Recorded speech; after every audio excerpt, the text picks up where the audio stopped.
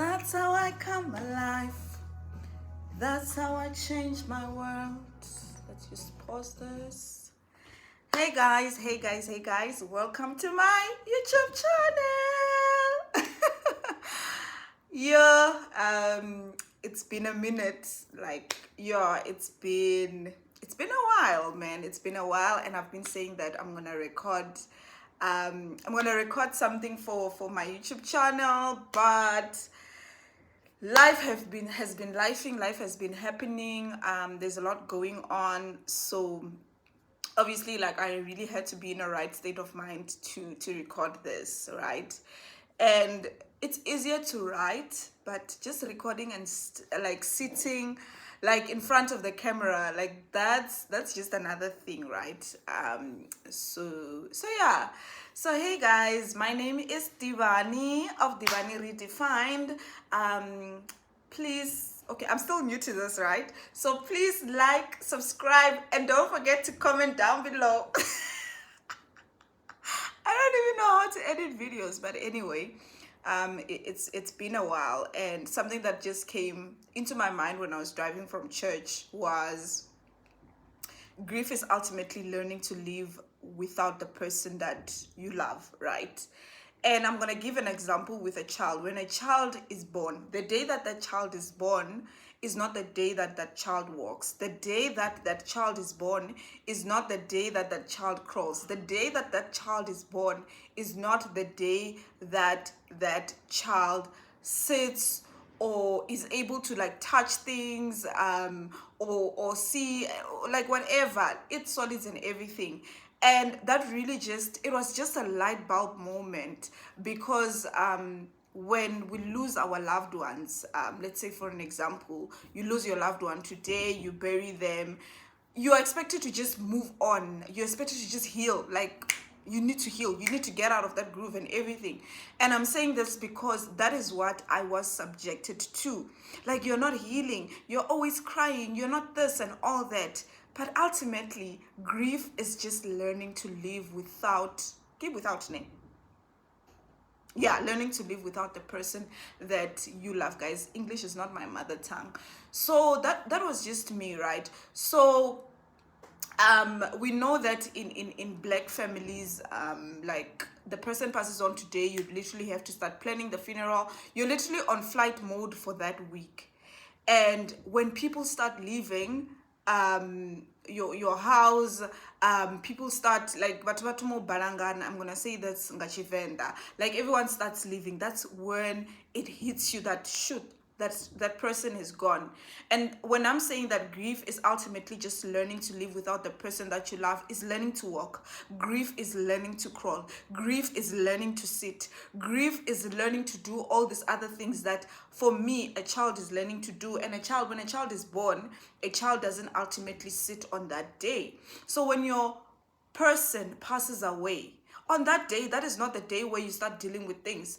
2 months later, that is not the day you start feeling like you're okay, you're not losing your mind, or whatever it is that you're going through. Because we go through a lot, guys. We really, really go through a lot.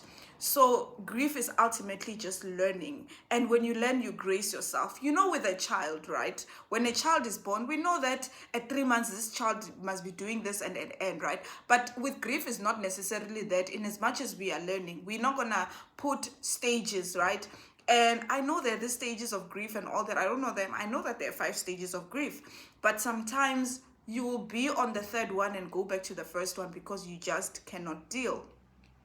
You are learning to not talk to this person every single day. For me, I used to talk to my mom every single day.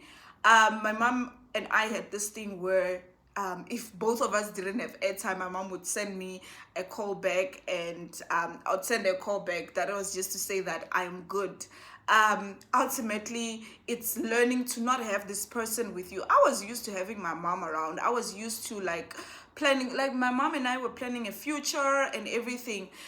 You are learning to not have your birthdays with this person. You are ultimately just learning to say that this person is gone. This person is gone. How do I do life without this person? You are learning to not celebrate or whatever. This person is gone. You used to celebrate their birthdays. Now you can't celebrate their birthdays. On my mom's birthday, I used to be that child that wishes my mom a happy birthday first. I'd be like, happy birthday, mommy, and all that. That was just me, right? That was just our thing. You are ultimately learning. Like when you go home, when I go home, like when I started going home after my mom passed on, it was really difficult because now this person is no longer there that used to be there all the time. So you are ultimately learning. And yo guys, my heart will feel so heavy and I will feel this person's presence, but this person is not there. Like, my mom is not coming back from work. I'm home for like a week, and literally there's that thing at 5 o'clock that says "Mababa kujena ngagete." There's that thing like when I wake up in the morning. My mom used to leave at like 5:30 in the morning for work.